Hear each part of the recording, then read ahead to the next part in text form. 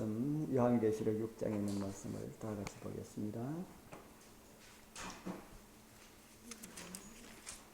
요한계시록 6장 9절에 있는 말씀입니다. 요한계시록 6장 9절에서 11절까지. 요한계시록 6장 9절에서 11절까지 있는 말씀을 우리 같이 읽어보겠습니다. 다섯째, 시작. 다섯째 인을 떼실 때에 내가 보니 하나님의 말씀과 저희의 가진 증거를 인하여 죽임을 당한 영혼들이 제단 아래에 있어 큰 소리로 불러 가로되 거룩하고 참되신 대주제여 땅에 거하는 자들을 심판하여 우리 피를 신원하여 주지 아니하시기를 어느 때까지 하시려나이까 하니 각각 저희에게 흰 두루마기를 주시며 가라사대 아직 잠시 동안 쉬되 저희 종들과 형제들도 자기처럼 죽임을 받아 그 수가 차기까지 하라 하시더라. 아멘. 우리 설 다 잘 쉬었습니까? 오늘은 5번째 인입니다. 제단 아래에 있는 죽임당한 영혼이라는 이런 제목으로 말씀의 의미들을 생각하면서 함께 은혜를 나누고자 합니다. 오늘은 지금까지 나온 인과 많이 다르지요. 첫 번째 인, 둘째 인 이런 인과 많이 다릅니다. 제가 인을 떼시는 어린 양에 대해서 말씀을 드릴 때에 정언에 기록된 말씀을 제가 읽어드렸는데 책의 비밀이 무엇인가 7인 그 인으로 봉한 그 책에 어떻습니까? 기억이 납니까? 다 잊어버리셨지요. 그 책의 내용이 어떤 내용들이 되어 있더라. 제가 연애신의 말씀을 읽어드렸는데 그 책에 있는 내용은 우리의 구원과 우리의 모습과 우리의 모든 내용들이 그 가운데 기록되어 있다. 나와 관련된 책이다 하는 겁니다. 그래서 우리는 나와 관련된 책을 우리가 하나하나 띄면서 첫 번째 인부터 넷째 인까지를 우리가 뗐는데 그 가운데서 우리 여러분들의 어떤 모습을 보셨습니까? 첫째 인부터 넷째 인까지 떼면서 나의 모습을 그 가운데서 하나도 보지 못했다 하면은 오늘 다시 한 번 더 깊이 생각을 해보는 시간 되길 바랍니다. 첫 번째 인부터 넷째 인까지 뭐가 등장했습니까? 첫 번째부터 넷째까지 뭐가 등장했습니까? 말이 등장했지요. 첫 번째 말은 어떤 말이었다 그랬습니까? 흰말. 뭐를 가졌고요? 활을 가졌고 머리는 뭘 받고요? 멸류관을 받고 또 이기고 또 이기려고 하더라. 이 내용은 어떤 내용이라고 그랬습니까? 우리가 예수님의 의를 입고 우리 하나님께로부터 은혜를 받고 우리가 밖에 나가서 싸워서 영적 싸움에서 나가서 이기고 또 이기려고 하는 하나님의 백성들의 모습을 가리키고 있다. 오늘 나의 모습이 그 가운데 어떻게 비치는가 하는 것을 우리가 살펴야 됩니다. 우리의 모습이 그렇지 않다면 우리가 그렇게 되도록 우리가 하여야 할 겁니다. 그렇게 된 그런 모습이라면 얼마나 좋을까. 기록된 흰말은 우리의 삶의 주인을 주님으로 모신다면 우리는 그 말탄자와 같은 그런 모습이 될 수가 있다. 그런 사실들을 이 흰말은 우리에게 보여주고 있습니다. 둘째 인을 떼실 때는 어떤 말이 등장했다고 합니까? 둘째 말을 뗄 때는 붉은 말이에요. 이거는 우리의 삶이 이러한 투쟁과 환난과 박해를 당하는 그런 모습이 될 수가 있다. 오늘날 많은 그리스도인들은 이 세상에서 일어나는 그 투쟁 가운데서 이런 모습으로 살아가고 있는 사람들이 있을지 모릅니다. 그러나 이런 가운데서도 이런 핍박과 박해 가운데서도 정말 하나님께 온전히 충성하면은 이 가운데서도 승리할 수 있는 그런 모습을 우리는 볼 수 있다 하는 겁니다. 세 번째 말은 어떤 말이었다 그럽니까? 세 번째 말은 검은 말. 흰 말이 투쟁을 인해서 붉은 말이 되었다가 붉은 말이 타협을 인해서 검은색으로 바뀌었다 그랬지요. 그래서 우리의 모습이 이렇게 자꾸 변질되어 가는 모습이 되어서는 되지 않는다. 그 다음에 말은 어떤 말이다 그랬습니까? 청황생말. 이 말은 배교한 세력, 진리를 버리고 타락한 그런 세력을 그리고 있다. 우리는 여기 나오는 이 네 종류의 그림과 같은 이 속에 우리는 어떤 말의 모습일까? 우리는 이 가운데 하나가 다 들어있다는 겁니다. 첫째 말이 아니면 둘째 말, 둘째 말이 아니면 셋째 말, 셋째 말이 아니면 넷째 말, 이 네 말 가운데 우리는 하나다 하는 겁니다. 우리의 모습이 첫째 말과 둘째 말까지는 괜찮지만은 셋째 말, 넷째 말에 가 있는 모습이라면은 우리는 빨리 회개하고 돌이켜서 우리는 첫사랑을 회복하자. 지난번에 잃어버린 첫사랑 때문에 변질되었다라는 것을 말씀을 드렸죠. 그래서 잃어버린 첫사랑을 회복하여서 우리가 이기는 그런 삶의 모습이 오늘 우리의 모습이 되어야 될 거라는 생각이 듭니다. 자, 이번에는 이제 다섯 번째 인을 떼실 때에 전혀 다른 상황이 벌어집니다. 어떤 말이 나왔습니까? 다섯째 인을 떼실 때는 어떤 말이 나왔습니까? 나왔습니까? 아니죠. 다섯째 인을 떼실 때는 전혀 다른 모습이 나옵니다. 우리 6장 9절에 있는 말씀을 같이 다시 한번 읽어보겠습니다. 다섯째 인을 떼실 때에 시작. 다섯째 인을 떼실 때에 내가 보니 하나님의 말씀과 저희의 가진 증거를 인하여 죽임을 당한 영혼들이 제단 아래 있어. 하나님의 말씀과 무엇을 인하여서? 저희의 가진 증거를 인하여서 죽임을 당한 영혼들이 어디에 있다고요? 제단 아래에 있다. 참 복잡하게 기록해놨습니다. 왜 이렇게 어렵게 복잡하게 기록해놨을까? 그냥 요한이 순교자라고 이렇게 딱 그렇게 기록해놨으면은 이 말씀에 대한 오해도 없을 텐데 오늘날 많은 사람들이 이 말씀을 가지고 영혼이 제단 아래서 하나님께 호소하고 부르짖고 있는 이거 보면서도 영혼이 없다 하느냐 이렇게 이야기하는 사람들이 있습니다. 그러나 이렇게 기록된 내용에도 하나님의 어떤 섭리가 있을 것이다. 세상에 순교하는 사람들은 다 뭐 때문에 순교를 하겠습니까? 세상에 순교 당하는 사람들 다 뭐 때문에 순교를 당하겠습니까? 여기 나오는 이 두 가지 때문에 순교를 당합니다. 하나는요, 뭡니까? 하나님의 말씀이고요. 다른 하나는요, 제가 가진 증거다. 증거다. 하나님의 말씀은 우리가 이해하기가 쉽습니다. 하나님 말씀을 우리가 가지고 있는 거, 하나님 말씀에 따라서 순종하면서 살다가 이렇게 박해를 당하고 순교를 당하고 하는 것은 이해가 되지만은 저희가 가진 증거는 무엇일까? 증거에 따라서 사람들은 죽을 때에 증거에 따라서 죽을 때에 순교자도 될 수가 있고 순국자도 될 수가 있습니다. 또 때로는 순직자도 될 수가 있다 하는 겁니다.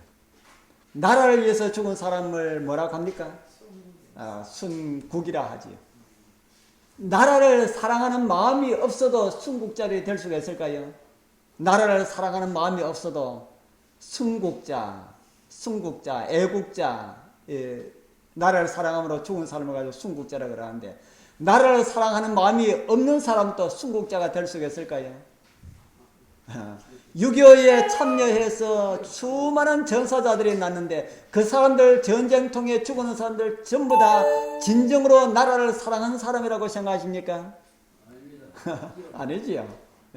뭐 하기 때문에요? 나오라 그러니까 마지못해서 끌려가서 전쟁하다가 죽은 사람이 허다하다. 그 가운데 정말 전쟁을 나라를 사랑하는 마음으로 전쟁에 나가서 이렇게 전사한 사람도 많이 있지만은 그렇지 못한 사람들도 많이 있다 하는 겁니다.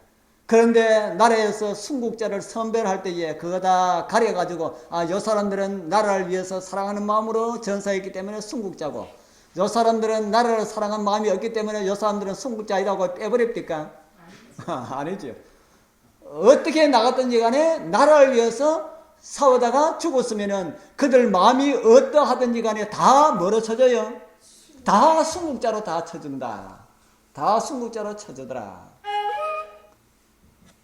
그 가운데 나를 사랑한 마음이 없었다 할지라도 나를 위해서 싸웠다면은 억지로 싸웠든지 좋아서 싸웠든지 다 순국자로 쳐주더라. 순교자도 그러하다 하는 것을 우리가 볼 수가 있습니다. 순교자도 하나님의 말씀과 자기의 가진 증거로 인하여서 그렇게 주어졌다. 제가 드린 말씀 이해가 되는지 모르겠습니다.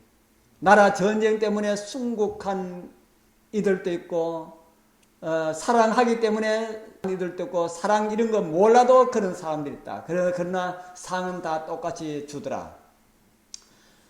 순교자도 사람도 그렇게 하는데 하나님께서 주시는 상급은 어떻게 주실까? 순교자도 그렇다는 겁니다. 예수님이 이 땅에 오셨을 때에 헤롯에 의하여서 2살 아래 아이들, 베들레헴의 아이들 다 죽임을 당하였습니다. 이 아이들 뭐 때문에 죽임을 당하였을까요? 누구 때문에 죽임을 당했습니까? 예수님 때문에. 다른 말로 하면은 하나님의 말씀 때문에 죽임을 당하였다 하는 겁니다. 원형극장에 수많은 사람들이 순교당한 그런 이야기를 우리는 듣습니다. 짐승의 밥이 되었을 때에 그곳에 있는 사람들 다 하나님을 못 바쳐서 나는 죽어도 주를 위해서 죽겠습니다 라고 하는 이런 사람들만 다 그곳에 모였을까요? 그런 사람들이 많이 있지만은 별로 그렇지 않은 사람들도 있었을 겁니다.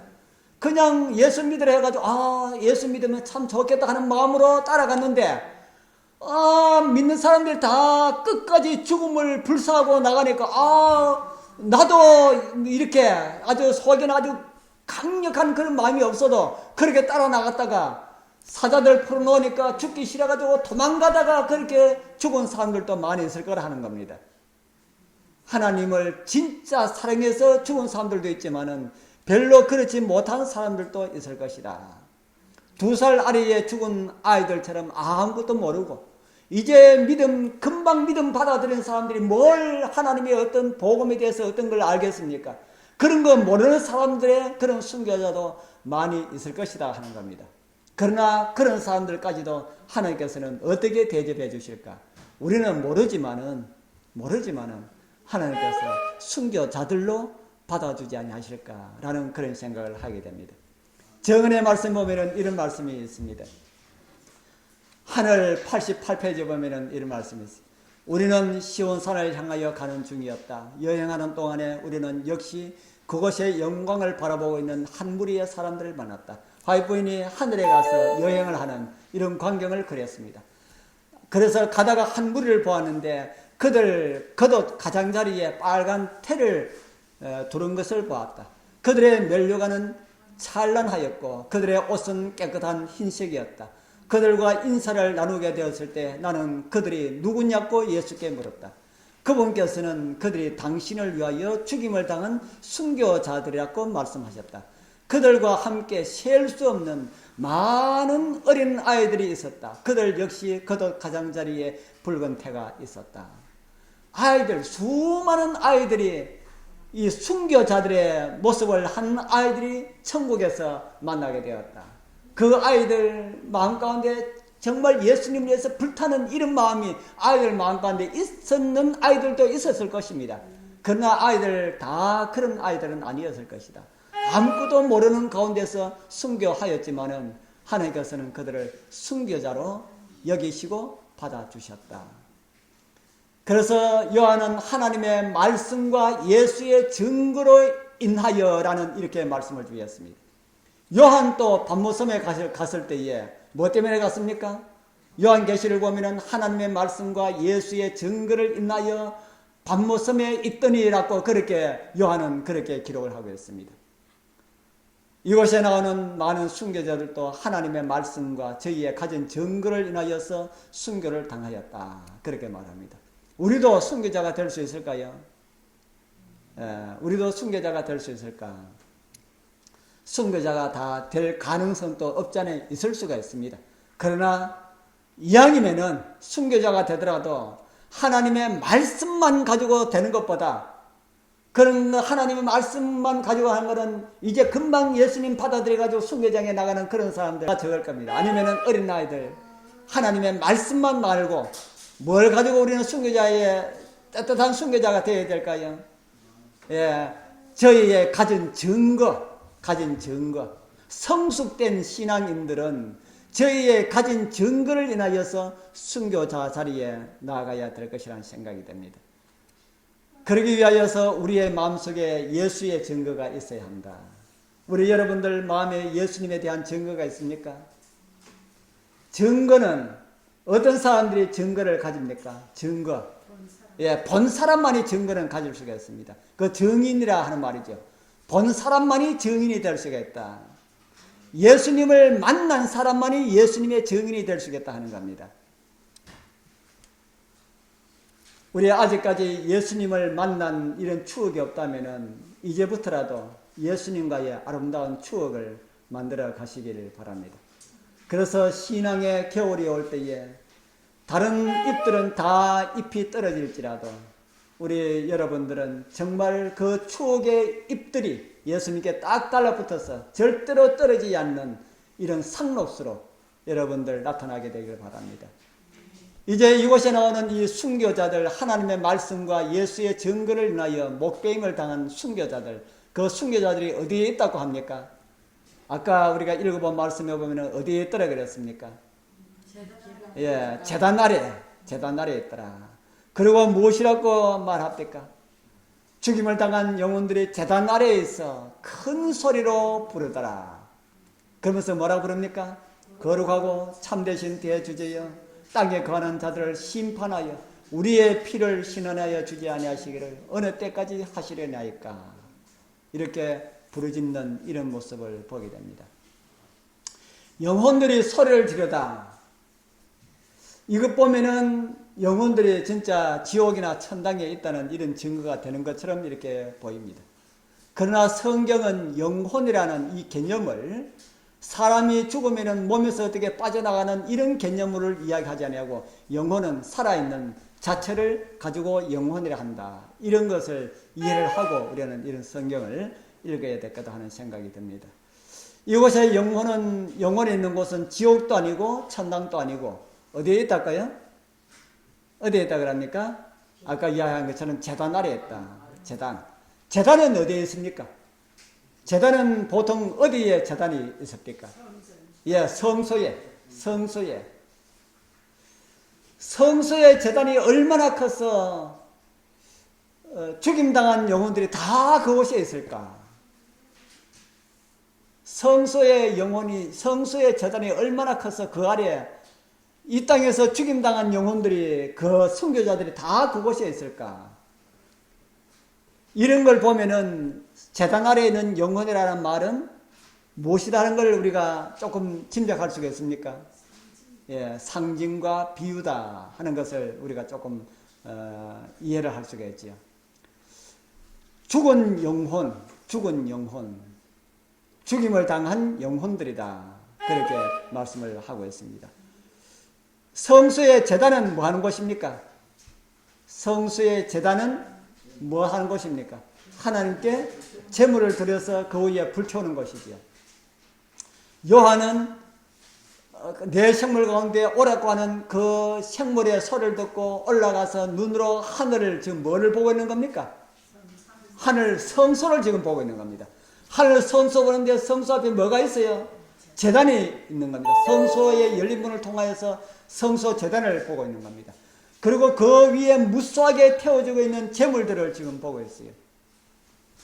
바로 순교의 제물로 하나님께 드린 수많은 죽은 하나님의 백성들이 말하는 것처럼 그렇게 제물이 하나님께 말하는 것처럼 어떤 말할 수가 없는 어떤 것이 말하는 것처럼 이렇게 성경에 묘사된 이런 언어들이 성경에 많이 있습니다. 이런 걸 가지고 무슨 법이라 합니까? 어인법, 어인화. 그래서 예를 들어 가지고 이 강대상이 말한다. 이런 의자가 말한다. 의자가 말하는 것처럼 보입니까? 의자가 말하잖아요. 지금 왜 이 장로교회는 사람이 없는가? 이 빨리 여기에 차게 하라 하고 의자들이, 여러분 우리 교회 나올 때마다 의자가 말하는 소리를 좀 들어야 됩니다. 교회 왜 이게 사람이 이렇게 교회 의자가 이렇게 비어 있는데 너희들 왜 가만히 있느냐? 이렇게 우리에게 말하는 것처럼 그렇게 보이지 않습니까? 그래서 하늘 성수에 계속해서 그 양들이 양들의 피를 흘리고 그 죽고 양들의 피가 제단 아래 쏟아지고 그 양들의 피가 누구를 상징하는 겁니까? 예수님을 상징하는데 예수님은 누구를 위해서 죽으셨어요? 우리를 위해서 죽으셨잖아요. 그래서 예수님을 위해서 죽은 사람들의 모든 피가 거기에 제단 아래 뿌려져 있는 것처럼 그렇게 성소는 기록을 하고 있다 하는 겁니다. 예수님을 상징하는 그 어린 양의 그 피가 제단 아래에 많이 뿌려졌습니다. 제사를 드리면은 어떤 제사는 제사장들이 먹고요.